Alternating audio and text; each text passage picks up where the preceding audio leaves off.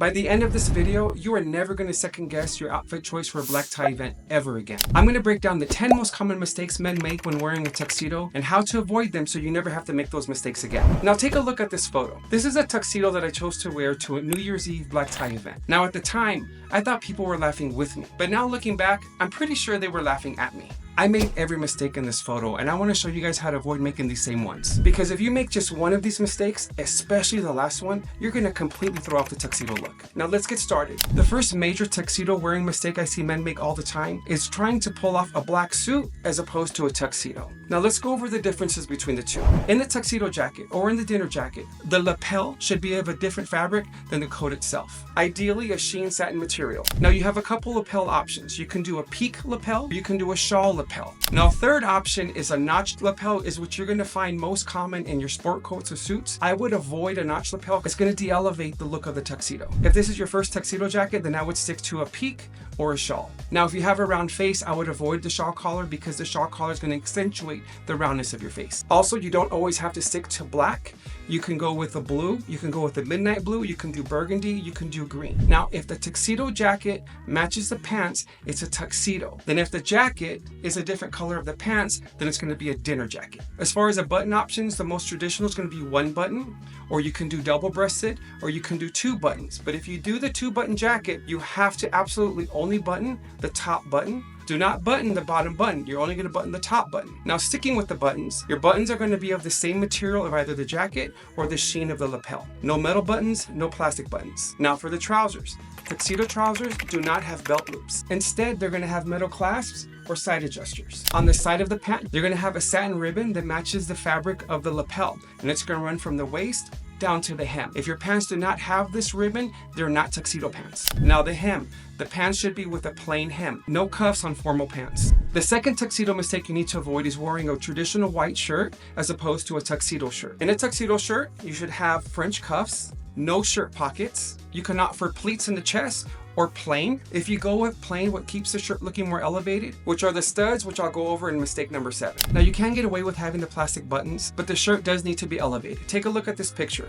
This gentleman is wearing a tuxedo with the white Oxford button-down shirt. This is more of a business casual shirt. This is not even an elevated shirt for a suit, much less a tuxedo. He completely threw off the look. The third tuxedo mistake you need to avoid is assuming that you have to rent instead of buy. Renting a tuxedo sounds like you're saving money, but in the end, you're actually throwing away your money. Nowadays, renting a tuxedo can run anywhere between $150 to $200, whereas you can buy a nice tailored tuxedo between $300 and $500. You go to 2 elevated events a year and you have made your money back. Another issue with renting a tuxedo is that many people are wearing that same tuxedo, and when that tuxedo is returned back to the company, many times it has stains and damage to the tuxedo that can't be removed or repaired. However, the tuxedo company will cover up those as much as possible and still rent that tuxedo out. But in my opinion, if you're renting a tuxedo, it's going to be for an elevated event, and why not create new memories with an item that belongs to you? Now, the final and the most important reason I don't like to rent a tuxedo is that tuxedo is not tailored specifically for your fit. They're tailoring that tuxedo for the day, just enough to get the job done. So it is very common to see gentlemen wearing tuxedos that are far too large for them, too long, too baggy, and it just doesn't drape properly, which completely kills the elevation look of the tuxedo. Which brings me to mistake number 4, and that's not having your tuxedo tailored properly. Now, it doesn't matter if you spend $300 or $1,000 on the tailored tuxedo. If you don't nail that fit properly, it's just going to look like a $100 tuxedo off the rack from Burlington Coat Factory. Fit is king, and most of these retailers have an in-house tailor where they can tailor the tuxedo specifically for you. Now, bonus tip, ensure that the tailor does not cut the excess material that's taken in, because if you're someone who fluctuates weight up and down throughout the year, you want to be able to have that material so that you can either take those items in or take them back out to fit you and make sure that it's an investment that lasts you a lifetime. The fifth mistake I see is men wearing traditional dress shoes as opposed to patent leather shoes. Gentlemen, wearing traditional dress shoes is going to kill the tuxedo look as well. The most appropriate shoe that you can wear with a tuxedo is a patent leather Oxford or a loafer. The only other shoe you can get away with is a whole cut leather Oxford. Now, if you're someone that wears a suit every day, that might be a good investment for you, because a quality whole cut leather Oxford is going to cost you as much, if not more, than that tuxedo. If you don't wear suits every day, you're probably better going off with just going with the patent leather Oxford. Now, sticking with the feet and going right into mistake number 7 is wearing traditional dress socks, or even worse, black tube socks. You want to avoid thick cotton dress socks when you're wearing socks with a tuxedo. You want to avoid socks that have patterns, and under no circumstance, tube socks. The most appropriate and quite honestly the most comfortable sock you can wear with a tuxedo is an above the calf thin merino wool sock. Now, I'm all about expressing yourself through fashion. but this is not the time. So try to avoid those loud fluorescent novelty socks. You want to maintain the elevated look of the tuxedo. Stick with black merino wool socks. Gentlemen, not wearing proper accessories or your accessories properly is mistake number 7 that you need to avoid. Now here's where those studs come in when I mentioned about wearing the white shirt. If you opt to wear the studs, they're going to go right under the bow and it's going to be 4 straight down. Now the studs should match the cufflinks. For a lapel pin, I would avoid wearing a large flowered boutonniere. If you want to go with a boutonniere, I would go with something small and subtle so that it's an accent to the tuxedo, not a statement. And if you want to stick with the traditional look, you can opt for a waist jacket or a cummerbund.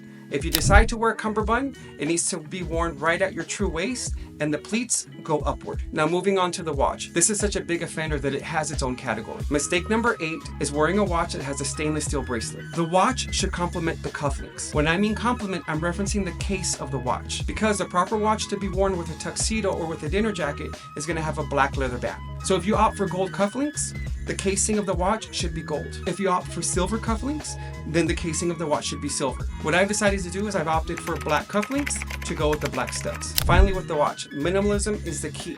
Keep it minimal, keep it classy. Now the 9th mistake you want to avoid is overlooking the pocket square. If you've seen my previous videos and shorts, I often wear a colorful pocket square to add a little bit of pop of color to the outfit. But with a tuxedo, that should not be the case. It should be white, silk, cotton, or linen. The fold should be a presidential fold, which is when you're folding it into squares. You only want to have 1/4 to 1/2 inch displayed from the pocket. Okay, gentlemen, we've reached the final tuxedo wearing mistake, the most common offender and the surefire way to destroy the tuxedo look, and that is wearing a clip-on tie. You have spent all this time, all this money, all this energy putting together this tuxedo. You've gone through all of the 9 lists of doing things properly. Then you've gone on and put on a clip-on tie, and now you look like either a high school kid at his prom or Pee Wee Herman. But don't feel bad. In a recent study, they asked 8,900 men how many of them knew how to tie their own bow tie. 92 of them said yes. That's 1%. Now let me show you guys how to tie your own bow tie so you can be part of that 1%. So take a look at this video. You're going to start with positioning the tie around your neck. The left side is going to be slightly longer than the right. Then you're going to fold the longer side over and under. Then you're going to pull that right side through and let it hang over your right shoulder. And you're going to want to tighten this so you can adjust it. Then you also want where the material is crossing to be as centered to the middle of your neck as possible, okay? Then you're going to bring a part of the tie that's hanging over your shoulder, bring it around to the front, and it's going to hang between what looks like now the starting of a bow. Then you're going to pinch the 2 sides of the bow together. You're going to grab the bottom part that's hanging. On this side, you should see a little hole. You're going to start pushing part of the bow tie all the way through, but not completely, just enough to where you can grab it, and then you start positioning it. Now don't get discouraged if it doesn't look much like a bow tie just yet. As long as that material is through, then you start adjusting little by little until you start seeing the formation of a bow. You don't want the bow to look perfect. That's what makes those clip-on ties look so awful. They are symmetrically perfect. You don't want that. You want some character to the bow tie, so it doesn't have to be completely symmetrical. As long as you have some symmetry, but not identical. And you just keep adjusting back and forth. You're going to pull on one side that is looped and then the other side that's also looped, and you just keep pulling, adjusting until there's some symmetry on each side. And there you go. Once it's said and done, take a look in the mirror, make sure it's set, done. You've tied your own bow tie. At the end of the evening, if anyone ever questioned or doubted that you tied your own bow tie, this is what you do. And that's how you spend the rest of your evening. There you go, gentlemen. Mastering the art of the tuxedo is all in the details. If you avoid making these 10 mistakes, I promise you, you're going to be the best dressed man in the room, and you're going to look as sharp as James Bond at your next black tie event. Pulling this look off takes confidence, but remember, gentlemen, clothes don't make the man makes the clothes. And to prove this to you, in the next video, I'm going to put together some affordable outfit ideas and show you how to look expensive on a budget. Thanks again, guys, and see you in the next one.